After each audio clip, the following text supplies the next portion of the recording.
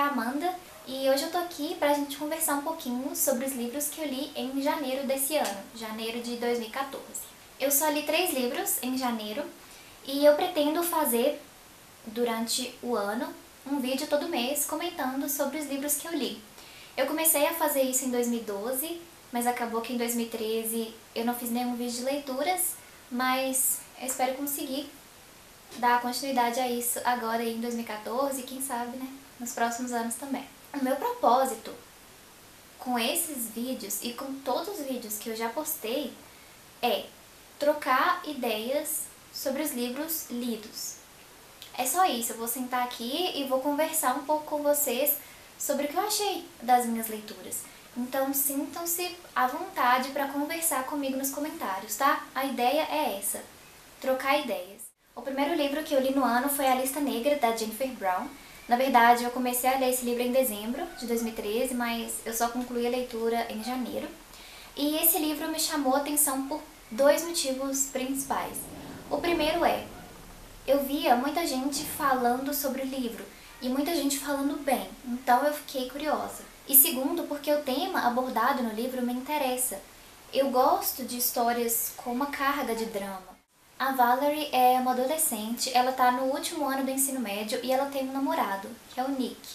E os dois, eles sofrem com as piadinhas e brincadeiras de mau gosto dos colegas. Eles sofriam bullying. A Lista Negra surge por acaso com a Valerie. E o que é essa lista? A Valerie tinha um caderno onde ela anotava o nome de pessoas e de coisas que ela não gostava ou que a incomodavam. Então, pra ela, a Lista Negra era isso, era um jeito de desabafar, de colocar ali tudo que ela não gostava e que fazia mal pra ela de alguma forma. Em um dado momento da vida dela, ela compartilha a existência dessa lista com o Nick.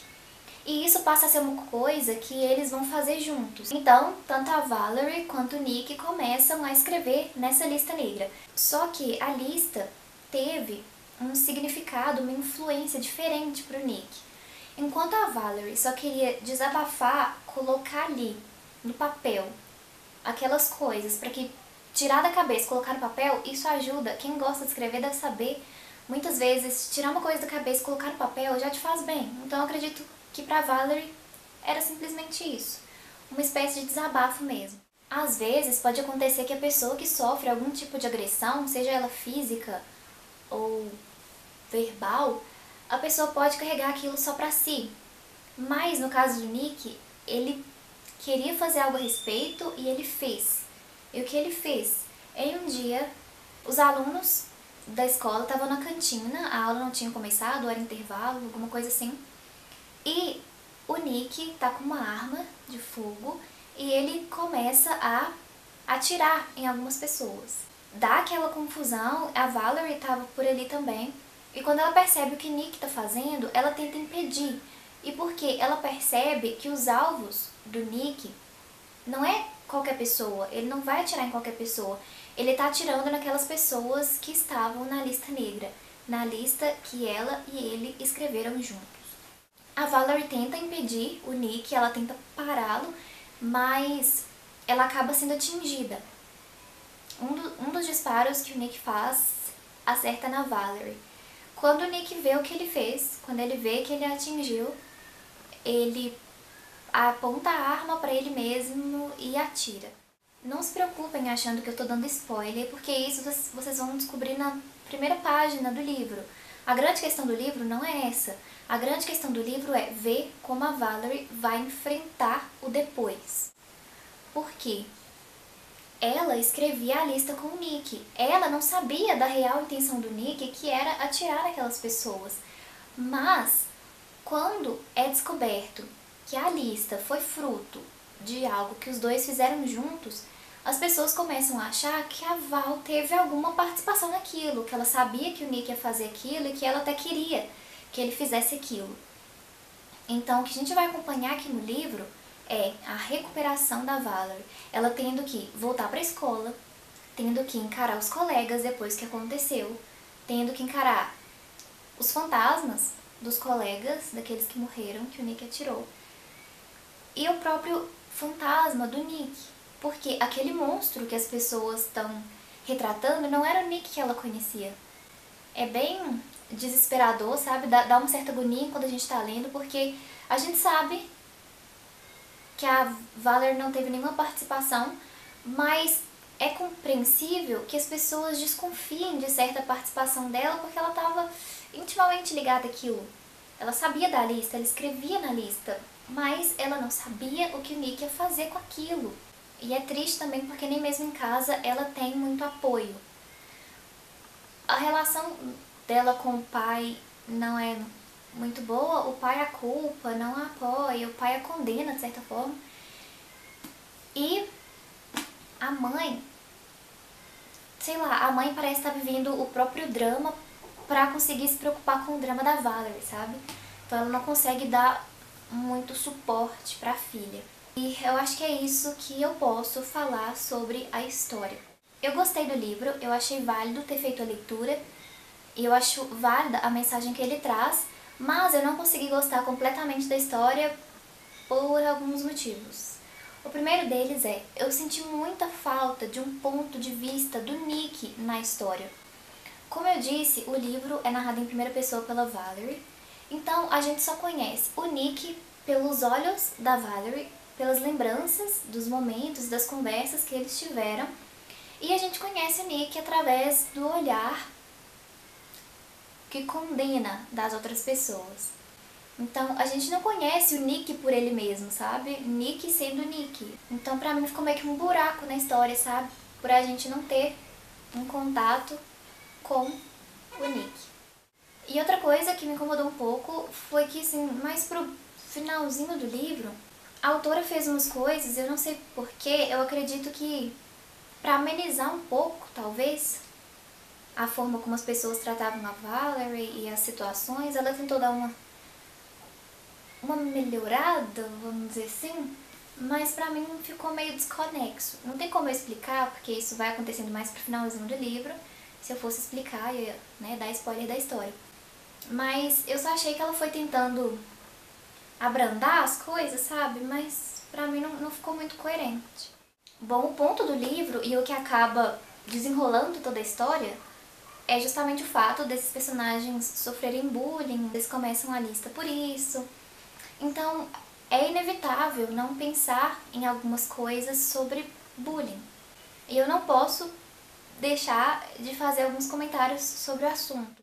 Quando o assunto é esse, eu vejo surgir a seguinte expressão, que hoje em dia o bullying foi banalizado. Honestamente, eu fico muito triste quando eu ouço alguém falar isso ou quando eu leio algum comentário de alguém que diz isso, porque isso não faz sentido na minha cabeça. Por quê?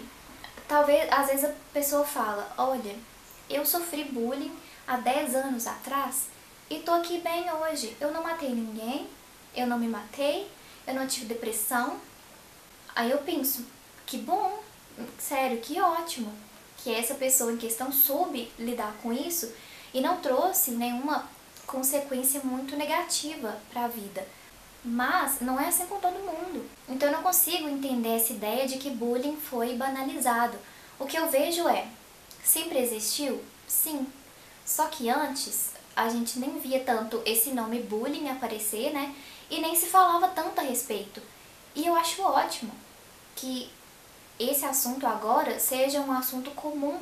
É necessário falar sobre isso, mas mais necessário que falar é fazer algo a respeito. É tentar mostrar, se não para todo mundo, pelo menos para a maioria das pessoas, que calma lá, tem brincadeira que não tem graça, aguenta a mão, sabe?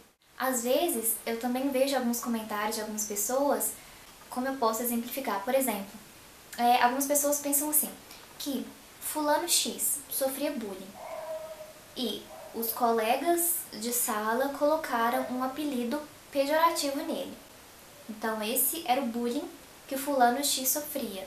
Ele tinha um apelido pejorativo na escola. Aí você tem o fulano Y. O fulano Y, além de ter um apelido pejorativo na escola, ele era isolado de todas as pessoas, os colegas de sala de escola não incluíam em nada, ele era sempre isolado e às vezes ele sofria certo tipo de agressão. Aí você vai pegar, bom, o fulano X só ganhou um apelido. O fulano Y sofria muito mais. Aí você vai ver, por exemplo, que o fulano Y conseguiu lidar bem, vamos colocar assim, com o bullying que ele sofria. Ele não trouxe consequências muito negativas disso. Ele soube dar a volta por cima, vamos colocar assim. Aí você pensa, ok, o fulano Y que sofreu mais conseguiu lidar com isso. Aí você vem me falar que o fulano X que só ganhou um apelidinho entrou em depressão, pensou em se matar. Que frescura, isso não é bullying. Claro que é, gente. Isso não tem como a gente mensurar, sabe? Tem gente que acha que se é agressão pouca, não é bullying, mas é sim. Como é que você vai saber que isso é pouco pra pessoa? Pode ser pouco pra gente que tá de fora, mas vamos supor que esse que só ganhou o apelido, ele era uma pessoa muito insegura, uma pessoa mais frágil, uma pessoa que talvez não tivesse amigos nem nesse âmbito escolar, nem fora dele, não tivesse estrutura em casa. Então, só o apelido foi o suficiente para derrubar essa pessoa. Aí você vai pegar o fulano Y, que era mais seguro de si, que encontrou mais força de algum lugar, enfim, que soube lidar melhor com a situação. Que bom, ótimo, ótimo. O que eu tô tentando dizer com isso tudo é que não tem como a gente falar em banalização de bullying. Porque não tem como a gente saber o que é pouco para outra pessoa. Talvez você olhe e fala, nossa, é só uma brincadeira, gente, leva na boa. Mas talvez aquilo afeta muito a pessoa que é o alvo daquilo, sabe? Então não dá, não consigo entender banalização de bullying, gente. Não dá pra entender. É um assunto que estão falando muito agora e eu acho isso ótimo. Porque talvez isso faça algumas pessoas enxergar que a gente tem que tratar o outro de uma forma mais humana. Não tem como saber o que é banal para outra pessoa. O que é uma brincadeirinha à toa para você pode jogar a outra pessoa no chão. Falei muito e eu sim. E sim, eu recomendo a leitura do livro A Lista Negra. O outro livro que eu li foi Clube da Luta, do Chuck Palahniuk. Antes que me perguntem, não, eu ainda não assisti ao filme, mas eu pretendo fazer isso em breve. A gente começa a leitura do Clube da Luta conhecendo um cara. Que cara? Pois é, que cara? Não sei. Porque ele é um cara sem nome. A gente não sabe o nome dele. Pelo menos até o final do livro a gente não sabe o nome dele. No finalzinho você vai saber o nome dele. Então eu o chamarei de O Cara. A gente começa a leitura do livro conhecendo um pouco dele. E uma das primeiras coisas que a gente sabe sobre ele é: o cara frequenta grupos de apoio a pessoas com alguma doença terminal. Só que o que acontece? Ele não tem nenhuma doença. Então você pensa por que ele frequenta esses grupos de apoio, que são vários. Porque ele gosta. Porque sim. De certa forma, ele diz que os grupos de apoio o fazem bem. Nota-se já de início certa perturbação das ideias. O Clube da Luta surge por acaso. Ele surge quando o cara conhece o Tyler. E agora, me desculpe, mas como eu não assisti o filme, eu não sei se a pronúncia correta é Tyler ou Tyler. Segundo a moça do Google Tradutor, é Tyler. Tyler. Tyler. Tyler. Tyler. Tyler. Tyler. O Clube da Luta surge assim, por acaso, com o cara e com o Tyler. A princípio são os dois, mas com o tempo isso vai crescendo e outras pessoas começam a fazer parte do Clube da Luta. É o carro da verdura. Até o carro da verdura tem que passar quando eu tô gravando um vídeo.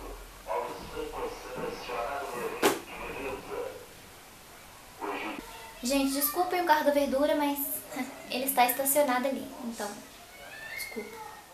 Então é isso, o Clube da Luta surge por acaso, primeiro com o Tyler e o Kyle lutando entre si, e com o tempo o clube vai crescendo, inclusive vão surgindo clubes da luta em outras cidades e várias pessoas começam a fazer parte do Clube da Luta e sempre homens lutando entre si.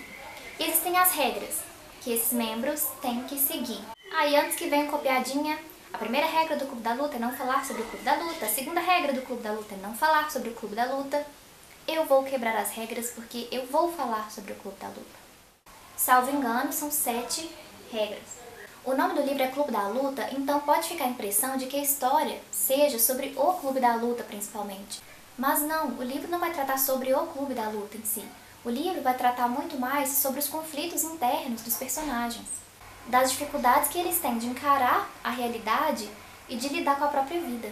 Assim como algumas pessoas rezam, oram, vão para a igreja porque ali elas encontram algum apoio, outras pessoas vão para a academia, praticam esportes.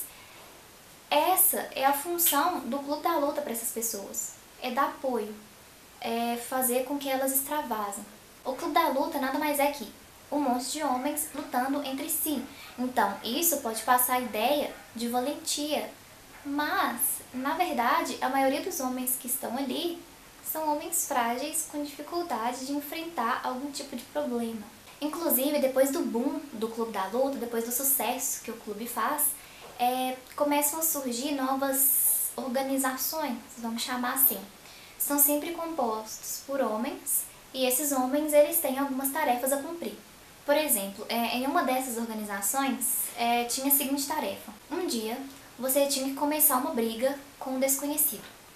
Em um lugar qualquer, você ia começar uma briga com alguém que você nunca viu na vida. E agressão física, tá? Não adianta lá você começar a xingar a pessoa, agressão verbal não, agressão física. E você tinha que deixar esse desconhecido ganhar a briga. Qual era o objetivo dessa tarefa? Mostrar para aquele desconhecido que ele é capaz, que ele tem força. Para aquele desconhecido aumentar a autoestima, vamos colocar assim. Então você começa a socar um desconhecido, mas você tem que deixar que ele ganhe. Por quê? Isso é por uma causa nobre.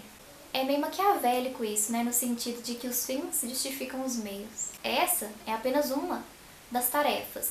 Mas todas que eles realizam, se não todas, a maioria, tem esse caráter meio agressivo, ou um caráter de ameaça. Mas é sempre, vamos colocar assim, por um bem maior. Porque é sempre com a ideia de ajudar a outra pessoa de alguma forma. Por mais que, para ser ajudada, essa pessoa seja agredida ou ameaçada. Bom, eu acho que são essas as considerações que eu tenho a fazer a respeito desse livro. Então não fiquem com a impressão de que vai ser um livro de um bando de homens se socando. Você vai ter muito mais contato com os conflitos internos deles. Só uma coisa que eu ainda preciso ressaltar, o livro tem muitas frases curtas. E essas frases, ao mesmo tempo que eu gostava, elas me incomodavam. Por quê? Essas frases, elas eram assim, ao meu ver, com a intenção de chocar, sabe? Eram coisas colocadas objetivamente no texto do livro e pra te impactar mesmo. Pelo menos era essa a impressão que ficava pra mim. Eu ficava incomodada com o fato de ter uma frase forte jogada na minha cara toda hora. Mas, como eu disse, ao mesmo tempo que eu não gostava disso, eu gostava. Por quê? Isso dá a impressão de que você realmente tá na cabeça do personagem. Isso acontece comigo e eu sei que acontece com todos vocês, se não todos, com muitos. Que muitas vezes, comigo, principalmente na hora de dormir, que sua cabeça não desliga, e vem vindo pensamentos aleatórios na sua cabeça, e coisas rápidas e curtas, você pensa pá, pá, pá, pá. Essas frases, estando assim no livro, você conseguia sentir realmente que você estava dentro da cabeça do personagem. Isso era legal, porque você ficava mais íntimo, sabe? Mais dentro do personagem de verdade. Mas como eu disse, ao mesmo tempo que era bom, era ruim, porque o tempo todo enchia um pouco o saco. Só uma coisa que eu esqueci de citar a respeito dos 2 livros. Errinhos de revisão nos 2, tá? A revisão dos 2 livros poderia ter sido mais atenciosa. por fim, eu li A Invenção das Asas, da Summon Kid. O livro não tá mais comigo, quer dizer, ele não está agora comigo, ele está emprestado. E eu nem vou falar muito sobre o livro, porque eu já fiz um vídeo só sobre ele. Já tá aqui no canal, se vocês quiserem assistir. E eu também fiz um texto e postei lá no blog sobre o livro. Então vocês podem assistir o vídeo se vocês quiserem, ou podem ler o texto sobre ele que está lá no blog. Bom, foi isso, gente. Eu só li 3 livros em janeiro, mas foram boas leituras. No geral, eu gostei dos livros que eu li esse mês. E é isso, conversem comigo nos comentários a respeito dos livros que eu comentei, a respeito dos livros que vocês leram. Se quiserem me dar sugestões, enfim, fiquem à vontade pra escrever aí na área de comentários. O link do blog e das redes sociais que eu uso ficam sempre na descrição do vídeo. Então, se você quiser me acompanhar em alguma delas, fique à vontade. Se quiser conversar comigo por uma delas também, é só chamar por lá. E, bom, é isso. Espero que vocês tenham gostado do vídeo. Obrigada por terem me assistido até aqui. Um beijo e tchau! Até a próxima!